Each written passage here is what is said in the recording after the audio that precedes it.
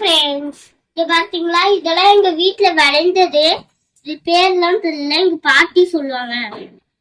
பொங்கலுக்கு வாங்கின மஞ்சள் கிழங்குல இருந்து வந்தது. இது கொஞ்சம் மட்டும்தான் எடுத்திருக்கோம். இது மா இஞ்சி, கஸ்தூரி மஞ்சள் ரெண்டும் திருத்துறைப்பூண்டி விதை திருவிழாவில் வாங்கினோம். நல்லா விளைஞ்சுது. மா இஞ்சி ஊறுகாய் போடுறோம். ஊறுகாய் போடுற வீடியோ போடுறோம். இது வெள்ளை கஸ்தூரி மஞ்சள், குழந்தைங்களுக்காக புளியல் பவுடர் தயார் பண்ணிட்டு இருக்கோம்.